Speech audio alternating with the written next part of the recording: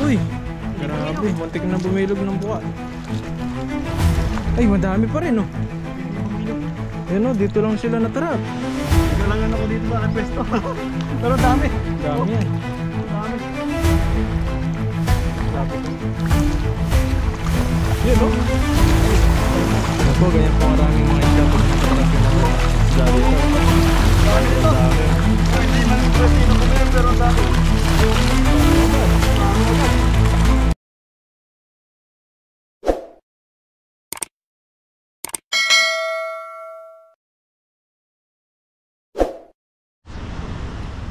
Ayun, what's up mga kapepoy? Isang mapagpalang araw po at ngayong araw po magpipishing tayo. Kasama po natin si Buddy ngayong araw. Ayun po si Buddy. Tinatago niya yung aming gamit. Baka mamaya mawala na naman.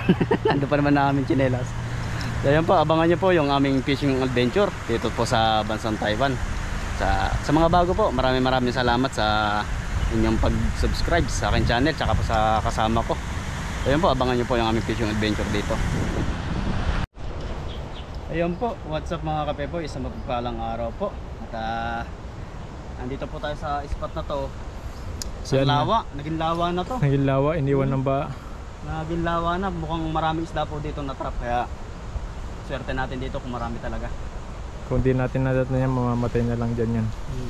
Kasi wala nang tubig siya. Wala na, paano na yan, may iga na yan. Paubos na yung tubig niya. Paiga na to. Sobrang lambot to. Grabe yung buhangin dito. Kaya nang magpagawa ng ano, bakan. Oh, nangingitim mo. Sa dulo po eh. May mga hito tsaka dalag dyan. Sitot natin. Sit up mo na. Nandyan lang yan, hindi makakalayo. Kahit yung magpaikot-ikot lang yan dyan.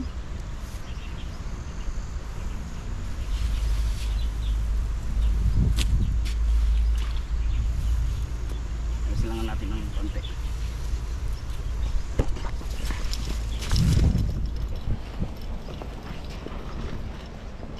Shoutout po pala sa ating mga viewers at hindi po tayo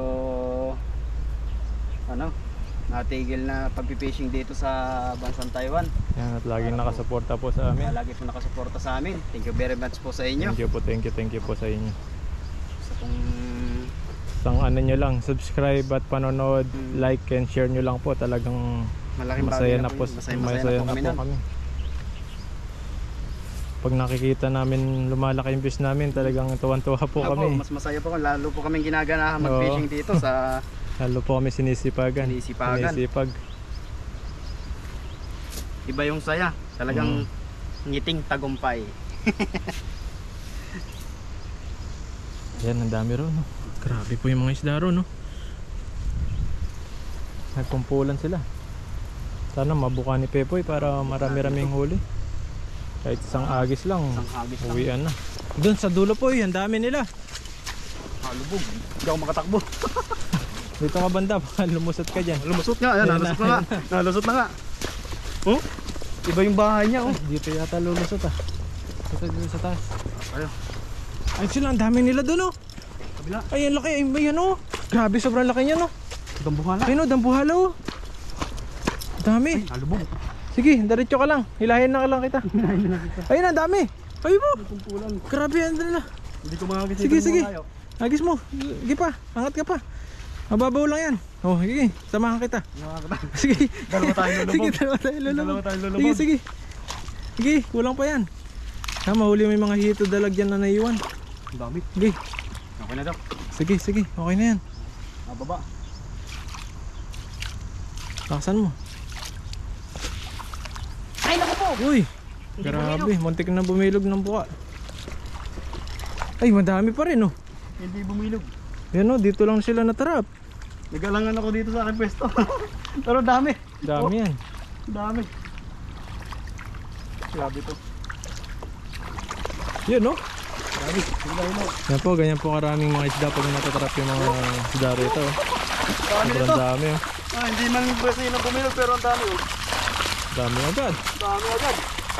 Trap lang sila dito. Yun sa taas, boy. Dito sa may damuhan. Hilahin mo, kunin ko yung lagayan. Ngayon mo dun sa may damuhan para di masatalsikan ng buhangin. Hindi natin ilagay. Okay, poy. Baka magmusok.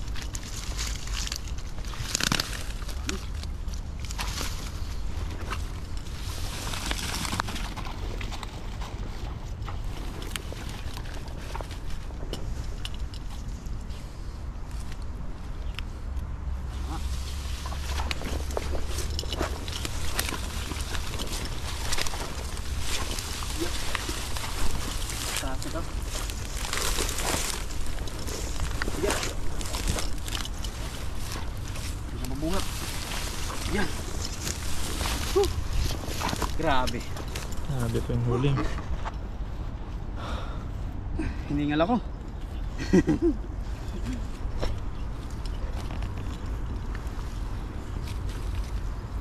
Ang goods na itong ating huli na to ah. Okay na yan. Okay na agad to. Ang damin to. Grabe. Meron pa rin kaso halos malilit na yung iba. Maliliit na natira no? So, pero dun banda malalaki. Nalubog. Nagalangan ako ng hagis.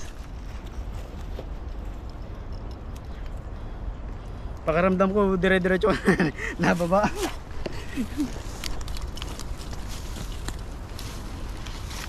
Kahit balik-balikan mo lang to kung meron pa sa susunod na ano.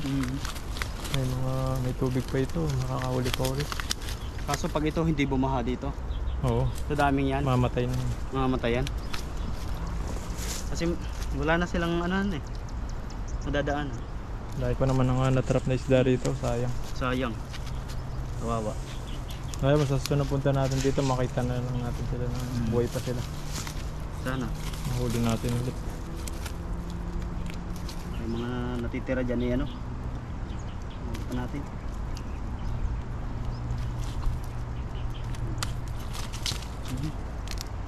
Tapsik.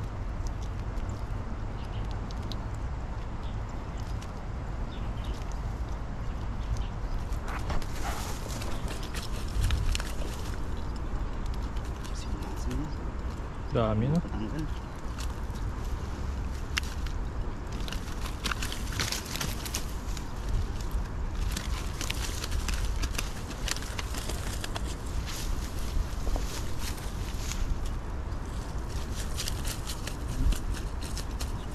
Grabe. Swerte yan talaga kapag mga ganito. Minsan marami kang huli talaga. Oo. Minsan wala, no? Minsan wala talaga.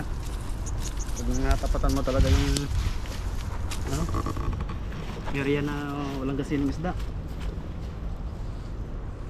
Kahit gaano maganda yung hagis mo, pag natapatan mo walang isda talaga wala.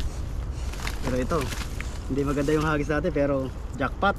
Jackpot pa rin.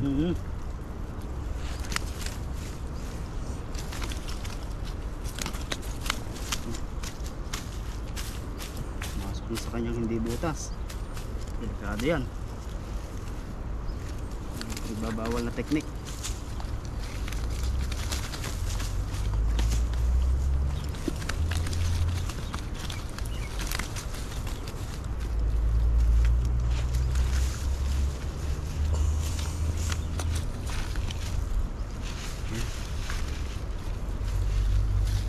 Ito na talaga yan, ano eh. Maghagis eh, isang hagis lang. Pero pag nagtanggal ka, halos katumbas nun, ilang hagis. Wasak na yung ating lampat. Sak na. Malalaki kasing isda eh. Malaki. Tahi eh. Tahi natin. Mamaya. Yung laki ng isda na nahuli. Pinawasak niya. Hindi kinakaya. Mga ano kasi yan, manipis yung ano niya. Tansay. Oo. Pero ano siya, kumakapit yung Kumapit. mga isda dyan. Mabilis kumapit. Oo. Kaya tingnan mo yung pagtanggal oh. Mahirap. Kapit na kapit Hindi agad sila. siya na Oo. huso. No? Kapit na kapit. Gawa na maganda yung ano niyan, lambat na ano. Kaya pag kahit hindi bubuka ka, nakakapit sila. Nakakapit talaga.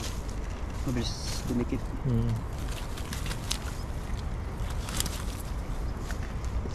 Yun po yung huli ni Pepoy. Dami. Hindi po natin matanggal agad. Iba-iba rin yung itsura ng tilapia, no? Mapa ilog at saka ano. Pa dagat, iba sa dagat naman. Ano yun? Hindi pa ako nakakahuli Kulay ng- ano, parang native yung itsura nila. Sa dagat. Oo. Dito naman, ayan, puti, yung mga Team. itim. Ayun, lagay muna po natin sa ano, lagayan. Dami, isang agis lang po yan. Talagang sulit na kami ni Goods Pepoy. na. Oh. Goods na, dito lang po yan. Dito lang yan, sa lawa na to. Naging lawa na po itong dati naming hinuhulihan dito. Susunod po, babalikan po natin yan. May mga isla pa rin dito. Okay na tong ating huli na to. Dami na to.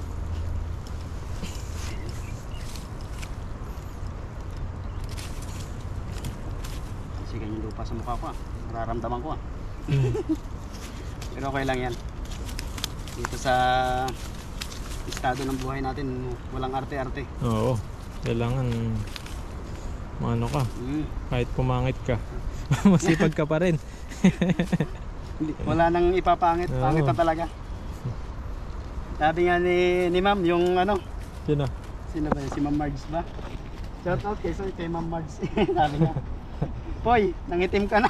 Nangisip ka na, sabi niya. Nangitim na daw ako. Ay sadya naman po maitim. Kaso nga, nadagdagan yung itim. Sobrahan na. Sobrahan, gawa ng kapanginom. Doble na yung itim. Tawa ko kay Ma'am Margs eh. Nangitim na daw ako eh. Ganun po talaga.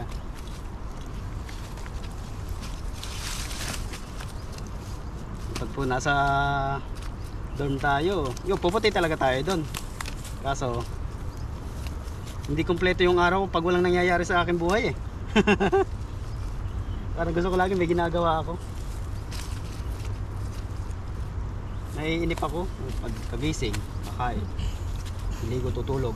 Ganoon na naman, kakape, cellphone. Parang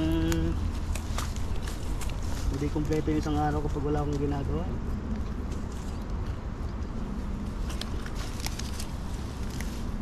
Yan, ang dami po.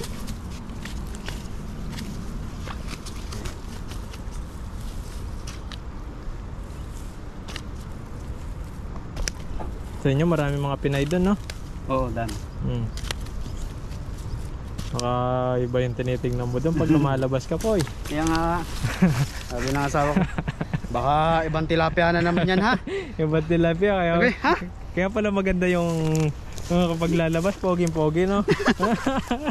Sabi niya, bakit ganyan na itsura mo? Oo. Parang hindi ka naman mangingisda. Oo, iba yung ano eh. Iba yung isdaan eh. Sabi ko, may dala man lang lambat. Lambat, props mo lang yan eh. Yung Sabi props mo lang lang, no? aalis ka, sabi ka sa akin. Yung mga isda ka tapos naka ano ka? Naka ano tawag doon? Nakabarong? Grabe na. Tapos yung jacket mo na. Amerikana ka? Mga Malakoko Martin yung mga Wala jacket ka mo. Martin. Sabi Tapos niya, naka ano ka pa? sabi sa akin eh. Iba man yung pormahan mo kumpara pag nangingisda ka. Duda na naman. Kawawa eh. Mangingisda ka lang naman. So yun lang po. At naibahagi ko lang yung ano, nangyayari sa buhay namin pag may asawa. Ayan. Lalo na pag malayo. Yan. Hindi talaga may iwasan niya. Kaya pag ganyan mga babae, syempre laging tama yan. Oo, tama na Hindi yun. namin pinagpaano yan. Kahit anong paliwanag mo dyan. Kahit mag-comment po kayo kung ano yung pakiramdam kung totoo. So yun lang po, maraming salamat sa inyong pagsuporta. Pati po sa kasama ko kay Buddy Ned. Ayan, Yan. salamat po Subscribe sa nyo inyo. po sa mga bago po mapapadaan. So yun lang po, maraming salamat and God bless po. Ingat po kayo lagi. Ingat po kayo palagi. Thank you po. Ayun po, kainin na po natin ang ice cream. Swim. Palamig. Palamig muna para mawala yung init. Yung mga uli po natin sa dorm na po natin lututuin niya. Kain po tayo. Ice cream naman. Para siya yung ano yung pinapahid sa sabon. Sabon. Ano ba tawag yung sabon na yan? Kalamansi, may lemon nun eh. Gagawin niyo. Ice cream po kayo. Sarap. Sobrang init po kasi dito. Sunog na naman tayo. Yan po, kung gusto mong mag-gym, meron dyan gym. 1 month, 1,000 yata. Mas gusto ko sa higaan ko. Relax ako dun. gustong gusto ko mag-gym. Kaso pag patapos na ng trabaho, huwag na pala. Pagod ako. Dati nung di pa ako nag-ano, nag-fishing. Lagi ako nag-gym. Nag-gym ko din. Nag-gym ako. Ano yun, araw-araw. Pagkatapos ng trabaho, diretso sa gym. Diretso, lumaki yung katawan ko dati. Nag-slim ako. Wala talaga yung taba-taba. Sobrang nakita mo yung payat pero May muscle. Oo. Ganun pala. Tapos yung ano mo, yung katawan talagang ano, malakas. Malakas. Masigla. Masigla. Hindi mo ano yung ano, Masigla yung hingal.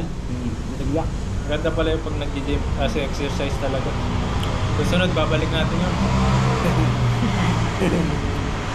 Pero hindi sa ano na yun, sa pag nasa Pilipinas na tayo, bili tayo ng ano, setup, nakaset na ano, pangbuhat.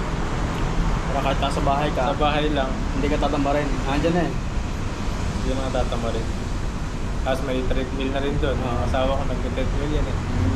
Pwede na magtakbo-takbo doon. Hindi ko ngaya ang asawa ko nun. Oo, magkano lang? 3,000 lang magi. Para pumayat. Ang taba na eh, Oo. para na siyang kalbasa. Bili mo, nakakita yung asawa ko sa TikTok. Tingin ka sa TikTok ka, may pwedeng mag-order doon. Maganda. Tapos may lagay ng ano, cellphone, may tablet, tarap. Tumaba lang naman yung gawa ng mga anak siya. Jogging exercise din kasi yun. Wala yung Siguro taba-taba. pag malapit na mag-isang taon sila. Hindi ako yung pang-exercise yun. Nakakataba talaga pag ano, bagong panganak.